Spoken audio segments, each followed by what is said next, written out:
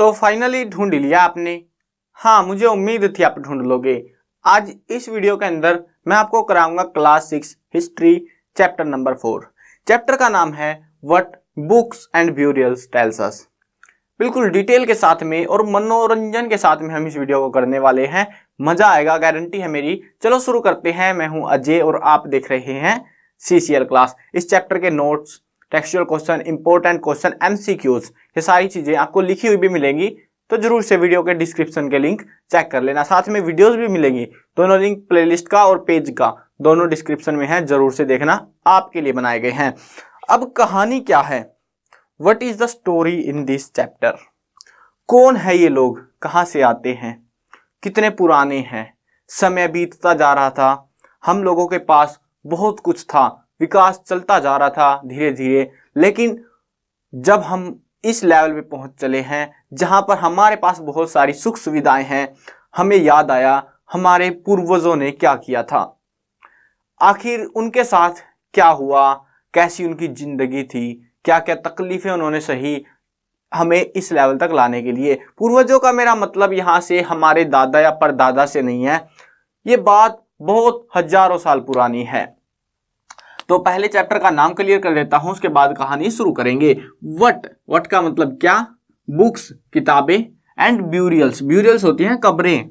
कब्रें मतलब आदमी को दफनाते थे ना पहले, तो उनको ब्यूरियल्स बोला जाता है इंग्लिश के अंदर। अब देखो, हिंदी आप में से ज़्यादातर जो स्टूडेंट्स हैं हिंदी मीडियम में होंगे या फिर इंग्लिश मीडियम में, ठीक है, मतलब कुछ किताबें हिंदी इंग्लिश ऐसे चलता है। तो अगर आपको हिंदी में इजीली समझ में आता है, मजा आता है हिंदी में समझने में, तो इस वीडियो में बड़ा मजा आएगा। लेकिन हाँ, इंग्लिश मीडियम के है बिल्कुल डेडिकेटेड, आपको इंग्लिश अच्छी समझ में आती है, हिंदी कम आती है थोड़ी सी, तो भी मैं कोशिश करूंगा इंग्लिश में भी जो आपको समझाने की।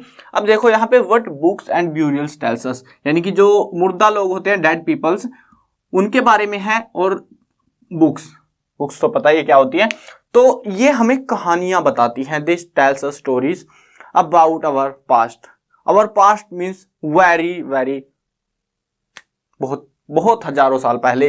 कहानी लगभग कितने साल पुरानी है, आप सोच के हैरान हो जाओगे।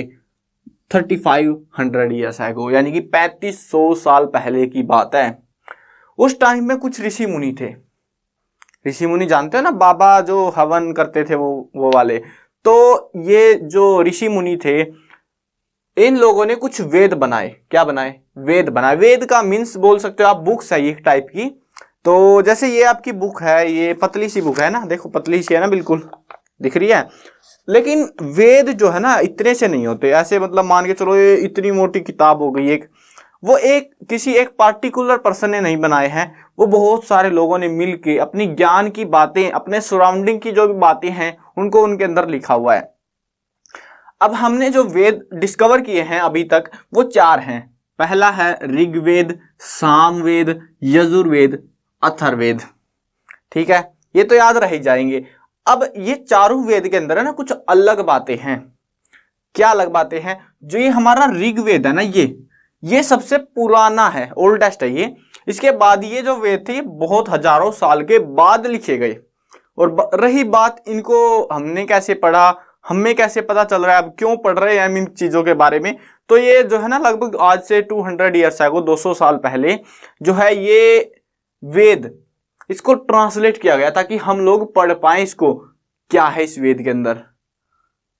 इसके अंदर है गॉड की प्रेज। हम प्रार्थना करते हैं, हे प्रभु हमारे ऊपर दया करना, हम आपके बच्चे हैं, नादान हैं, ऐसे प्रार्थनाएं हैं बहुत सारे भगवान की। प्रभु हमारे ऊपर जो है मेहरबानी करना, हमें बारिश देना, हमारी खेती अच्छे से करना, ऐसे प्रार्थनाएं करते थे लोग। यहाँ पे 3 गॉड्स का इसके अंदर खास जिक्र आता है। गॉड्स बहुत सारे हैं पता ही आपको, लेकिन यहाँ पे खास 3 हैं, अग्नि, इंद्र, सोम। अग्नि देवता, ये अग्नि जो गॉड है ये आग है, फायर गॉड है ये, फायर का भगवान जो है, आग का भगवान है ये। इसमें से आग उगलती है। शायद उस टाइम पे कुकिंग वगैरह होती होगी, खाना बनाया जाता होगा या फिर कुछ काम किया जाता होगा फायर की मदद से। तो ये है हमारा एक भगवान। ठीक है, दूसरा भगवान है इंद्र गॉड। ये जो है गॉड ऑफ वाटर है, यानी कि बारिश होती है तो ये इसकी वजह से, ठीक है, इंद्र भगवान की वजह से। तो मतलब पानी है, कुल मिला के पानी का भगवान है ये। तो आग और पानी, ये चीजें सबको सफिशिएंटली उस टाइम पे भी चाहिए थी, जरूरी थी, मैंडेटरी थी ये चीजें। लास्ट है सोम। सोम भी जो है एक पौधा है वैसे तो, लेकिन इसको भगवान का दर्जा दिया गया है। और ऐसा क्यों किया गया है? ऐसे देखो, लॉजिक समझोगे तो अग्नि भी तो कुछ मटेरियल है, इंद्र मतलब लॉजिकली नाम इंद्रा है, लेकिन पानी का भगवान है, यानी पानी भी एक मटेरियल है। वैसे जो है सोम एक पौधा है जिसको भगवान का दर्जा दिया गया है। तो यहाँ पे ये क्या था, ये सोम नाम का जो पौधा था ना, उसमें से कुछ ड्रिंकेबल चीज निकलती, जैसे मान के चलो कुछ भी पीने का हो सकता है, मुझे नहीं पता, उस टाइम की बात है यार, मुझे कहाँ से पता होगी, इतनी पुरानी बात। अब जो भी था ये पौधा था जिसमें से कुछ मान के चलो कुछ पीने के लिए बनाया जाता था।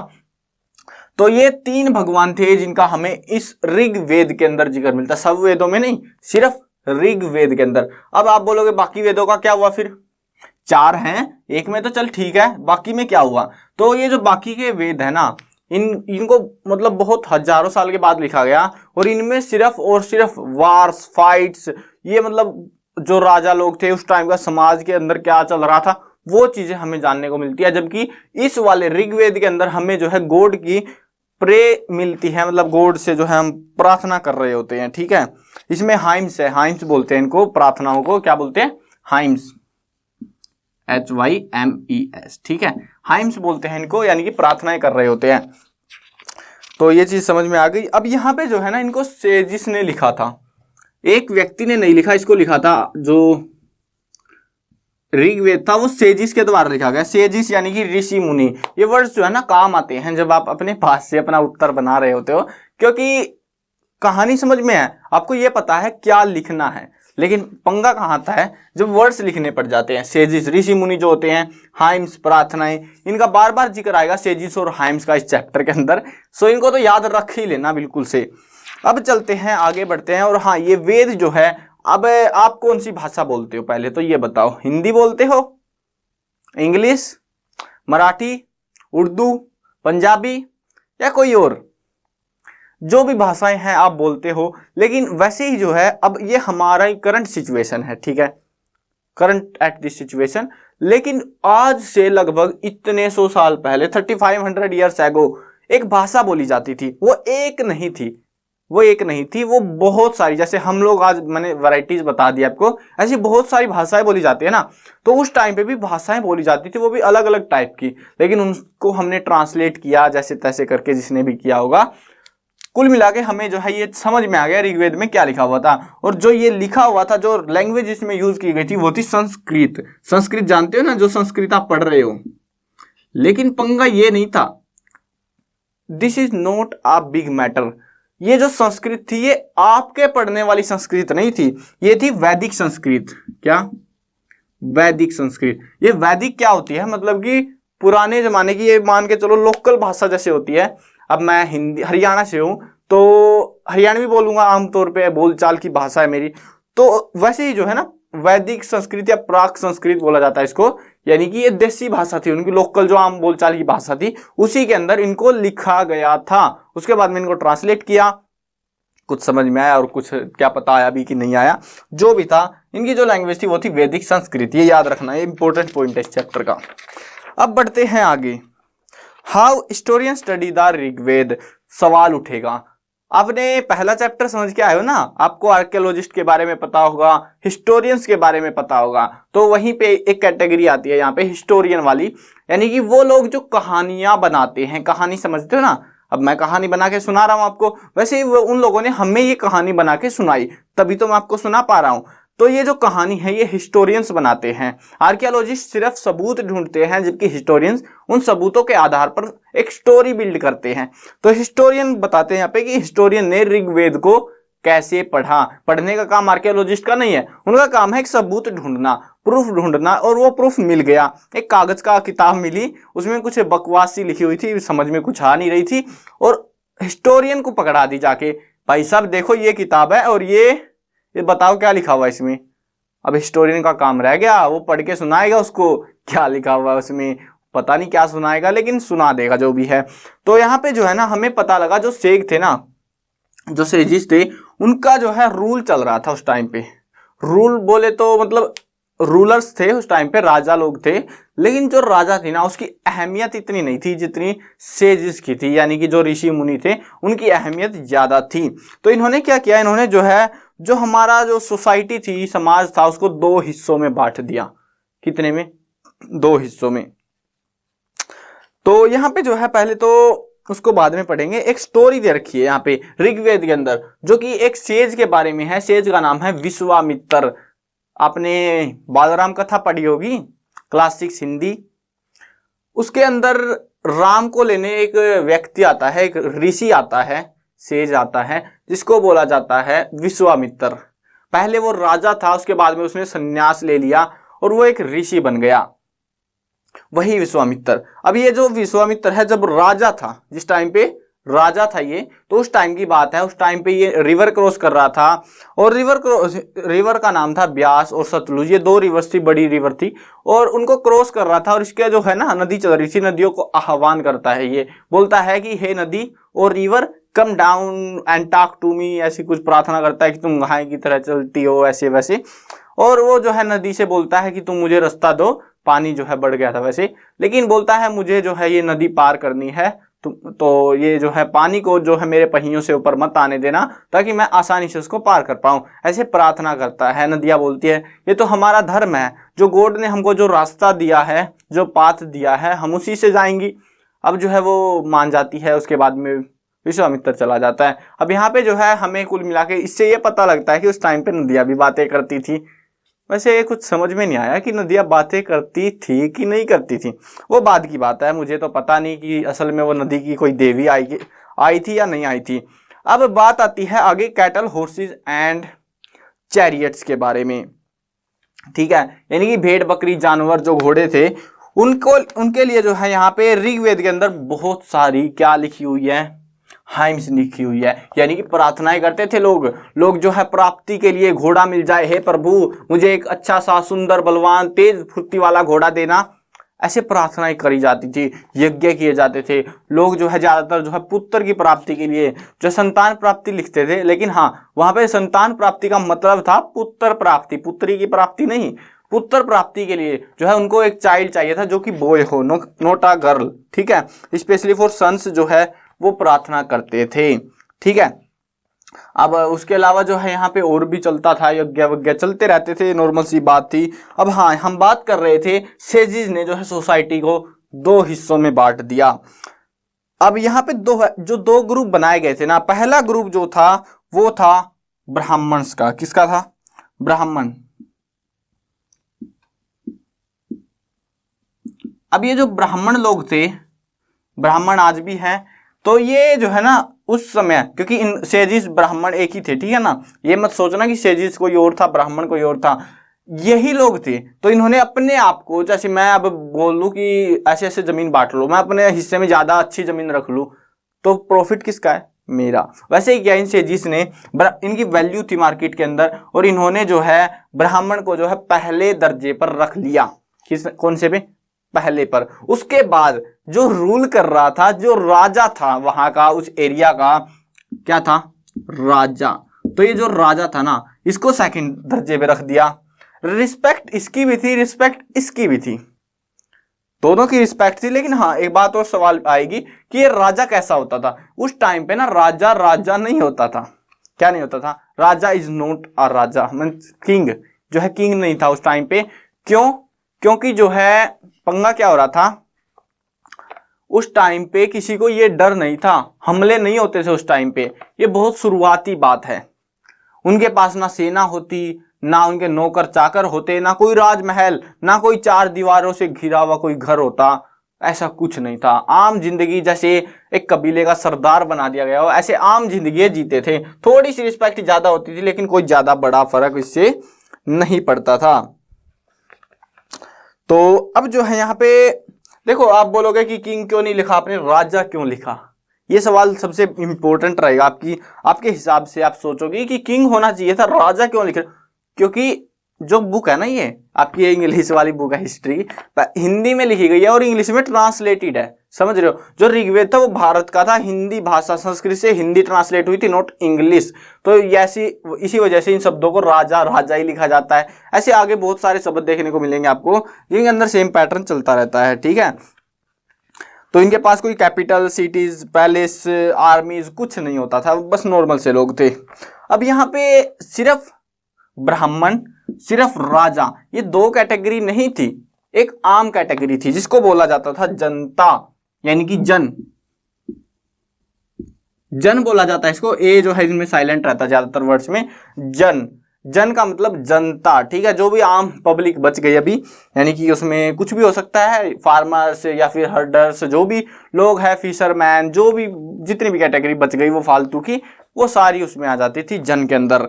अब यहाँ पे जन के साथ साथ एक और कैटेगरी यहाँ पे देखने को मिली जिनका नाम था विश, जिनको हम विश बुलाते थे उस टाइम पे। विश का मतलब था यहाँ पे जो है धीरे धीरे वो जो विश थी उसका मतलब यहाँ पे वैश्या बुलाया जाता था। विश के नाम से जो है आगे निकल के आया शब्द वैश्या, और आगे आप बताइए वैश्या क्या होती है। तो the people who compose the hymns describe themselves as Aryas. जो ये हाइम्स थी, जो ये प्रार्थनाएं जिन लोगों ने लिखी, सबसे बड़ी वैल्यू किसकी थी? ब्राह्मण्स की, यानी कि सेजिस की। तो सेजिस या ब्राह्मण्स खुद को, अपने आप को जो है क्या बुलाते? आर्या बुलाते थे। आर्या जो है बड़ी रिस्पेक्ट रहती है अपनी। अब आपको मैं बताऊंगा पंगा क्या हुआ आगे। कहानी बिल्कुल नॉर्मल चल रही थी, सबकी जिंदगी सही थी, लेकिन ये ब्राह्मण, ये आर्या, सेजिस, ये काबू से बाहर होते जा रहे थे। ये लोग जो दूसरे लोग थे, जिन ओपोनेंट्स थे या एनिमीज थे, दुश्मन थे जो इनके, जिनसे जो है विरोध रखते थे ये, उनको ये दास बुलाया करते थे। क्या बुलाते? दास, बस चिढ़ाने के लिए दास बुलाते। और अब ये जो दास थे ना, धीरे धीरे जो है ये दास स्लेव्स में बदल गए। स्लेव होते हैं गुलाम, गुलाम समझते हो ना, मतलब जो मैं कहूंगा वही करना पड़ेगा, नहीं तो टाटा बाय बाय हो जाए तेरी जिंदगी का। वो स्लेव बन गए। दास जो है वो सिर्फ चिढ़ाने के लिए बनाते, लेकिन जो है ना राजा के अंडर में जो जैसे जैसे ये वर्ड यूज होता गया, दास दास दास, और वो दास का मतलब ही बदल गया। नॉट अ एनिमी, वो सिर्फ एक स्लेव बन के रह गया, उनको ज्यादा वैल्यू नहीं दी गई। अब यहाँ पे जो है आपने पिछले चैप्टर के अंदर ये भी पढ़ा था, कुछ स्टोन पीरियड्स थे, है ना। यहाँ पे उन्हीं स्टोन पीरियड्स के अंदर एक पीरियड था जिसको मैगालिथिक बोला जाता है, यानी कि बीच वाला टाइम पीरियड था। पत्थरों का जमाना चल रहा था। वीडियो देखोगे, सारी वीडियो स्टार्टिंग से देखना, क्योंकि आपकी जो बुक है ना इस हिसाब से डिजाइन की गई है कि लाइन वाइज अगर देखोगे सारी चीजें समझ में आएंगी। बीच में एक चैप्टर छोड़ दिया, उसके अगले वाला देखा तो आधी चीजें पिछले चैप्टर की उठेंगी वो बार बार, फिर आपको समझ में नहीं आएगी कहानी। तो बीच का जमाना था, पत्थरों का जमाना काफी बड़ा था। 20 लाख साल पहले से लेके लगभग 10,000 साल पहले तक जो है पत्थरों का जमाना चल रहा था। ये बीच वाला 12,000 साल से 10,000 साल के बीच का जो टाइम पीरियड था उसको बीच का जमाना बोलते हैं, मैगालिथिक टाइम पीरियड बोलते हैं। यहाँ पे हमें बहुत सारी ऐसी साइट्स मिली। आप बोलोगे भाई आप जो है सिर्फ बुक्स बुक्स बुक्स कर रहे हो, ऋग्वेद ऋग्वेद ऋग्वेद के अंदर ये था, ऋग्वेद के अंदर वो था, लेकिन आपकी ब्यूरियल्स कहाँ गई जिनको चैप्टर में पढ़ना था? अब ऋग्वेद के बारे में सिर्फ इतना ही दिया गया हमें इस चैप्टर में, यानी कि ये चीजें जो मैंने बता दी हैं। अब बारी आ गई है ब्यूरियल्स की। किसकी? ब्यूरियल्स की। अब ये जो ब्यूरियल्स थी ना, ये शुरू हुई थी मैगालिथिक टाइम पीरियड से। उससे पुरानी ब्यूरियल हमें नहीं मिली, प्रूफ्स मिले लेकिन इतने ज्यादा नहीं थे हमारे पास। लेकिन मैगालिथिक टाइम पीरियड जो था, बीच वाला टाइम पीरियड, लगभग 12,000 साल पहले का टाइम पीरियड, उस टाइम में बहुत खतरनाक तरीके से लोगों को दफनाया जाता था, उनको जो है ब्यूरिड किया जाता। क्या होता? एक बड़ी सी मतलब एक कोई मतलब बोल सकते हो पत्थर का कुछ ऐसे खोद दिया जाता, उसके चारों तरफ ऐसे रिंग जो है सर्कुलर बोल सकते हो पत्थर रखे जाते। या फिर आपने एक पुराना पैटर्न देखा होगा, सबसे इजी पैटर्न, यहाँ पे एक कोई दफनाया गया है और ये लगा दिया पत्थर यहाँ पे बड़ा सा। आपने देखा होगा पिक्चर्स, पेंटिंग्स या फिर कहीं भी, यहाँ पे एक कबर सी रखी होती है और यहाँ पे एक पत्थर लगा होता है ऐसे, उसके ऊपर उसका नाम, अता, पता वो लिख देते हैं। तो ये तो आजकल लिखे जाने लगा नाम वाम तो, लेकिन पहले सिर्फ ऐसा पैटर्न था, एक बंदे को दफनाया, उसके पास पत्थर गाड़ दिया एक बड़ा सा कि हाँ यहाँ पे कोई जो है ब्यूरिड किया गया है। अब ऐसा पैटर्न चलता था उस टाइम पे। आर्कियोलॉजिस्ट को जो है बहुत सारे, देखो उस टाइम पे मरते थे, एक पैटर्न चल रहा था। ऐसा तो है नहीं कि एक आदमी मरेगा, मर रहे थे लोग नॉर्मल, जैसे आज मरते हैं वैसे पहले भी मर रहे होंगे। तो लोगों की जो है कब्रें बहुत सारी मिली हमें। बहुत सारी कब्रों के अंदर से जो है कुछ एनिमल्स के प्रूफ्स मिले। एनिमल्स के प्रूफ्स यानी कि लाइक कोट जो है सीप हो गई, या फिर जो है गोट हो गई, बकरी, भेड़, हॉर्सेस, ये सारी चीजें उन कब्रों के अंदर जो है दफनाई जाती। जब वो मर जाता उन ब्यूरियल्स के अंदर से हमें ये सारी चीजें मिली हैं। हमें ये भी पता लगा उस टाइम पे लोगों के अंदर बहुत डिफरेंस था। कुछ लोग थे अमीर, कुछ के पास था नहीं पैसा, उसका मृत्यु होने के बाद होगा हाल कैसा वो भी आपको पता था। अब समझ में तो आ रहा है आपको कहानी। देखो, अब जो लोग अमीर थे, जिनके पास गोल्ड था, सिल्वर था, ज्वेलरीज थी, उनके पास वो बड़े रूलर्स थे, तो उनके साथ सब कुछ दफना दिया जाता। उनकी पूरी प्रॉपर्टी नहीं, उनके पास जो गोल्ड था, मतलब ज्वेलरी दफनाई जाती साथ में बहुत, मतलब 10-20 किलो दफना दी, कोई बात नहीं, 10 किलो गोल्ड दफना दिया। उसके अलावा जो है गोट, सीप, ऐसे एनिमल्स दफना दिए जाते। मतलब एक रेस्पेक्टेड जो है उसको ब्यूरियल किया जाता। अब जो लोग गरीब थे उनके पास सिर्फ हमें कुछ जानवरों के कंकाल मिले हैं, कुछ हड्डियां मिली हैं, ज्यादा कुछ हमको नहीं मिल पाया। दर्दनाक बात है ये, है ना। तो इससे हमें यह पता लगा कि उस टाइम पे भी ना जो कुछ लोग अमीर थे और कुछ गरीब थे। जो गरीब थे उनका हाल कुछ ज्यादा अच्छा था नहीं। अब उसके बाद में देखते हैं यहाँ पे जो है हमें इनाम गांव की एक स्टोरी याद आती है। किसकी? एक विलेज है, विलेज का नाम है इनाम गांव। ये गांव है कोई इनाम गांव, ठीक है। तो ये जो गांव है इसमें जो है हमें एक साइट मिली है रिवर घोड GHOD है ये, ट्रिब्यूटरी ऑफ भीमा, भीमा नदी है कोई और उसकी ट्रिब्यूटरी है ये। तो यहाँ पे हमें कुछ साइट मिली है। साइट क्या होती है? देखो बार बार वर्ड आएगा, मैंने स्टार्टिंग में भी आपको बताया था चैप्टर्स के, मतलब जब ये बुक स्टार्ट हुई थी उस टाइम पे भी बताया था। साइट होती है एक ऐसी लोकेशन जहाँ पे कुछ मिला हो हमें पार्टिकुलरली। जैसे एक मैं यहाँ पे पढ़ा रहा हूँ, ये साइट है एक, उसके बाद मैं कहीं और भी पढ़ा रहा हूँ वो दूसरी साइट है, ऐसे बोला जाता है बस इंग्लिश में, ठीक है। एक जगह बोलते हैं, साइट का मतलब होता है जगह, कोई भी प्लेस। तो यहाँ पे एक साइट है इनाम गांव के अंदर जहां पे जो है हमें बहुत सारे घर मिले हैं। लेकिन एक घर ऐसा मिला जहां पे जो है एक अच्छा खासा बड़ा सा घर था, 5 कमरे थे और उसके बीच में जो है बालकनी टाइप का था और उस बालकनी के अंदर जो है उसको ब्यूरिड किया गया था एक व्यक्ति को।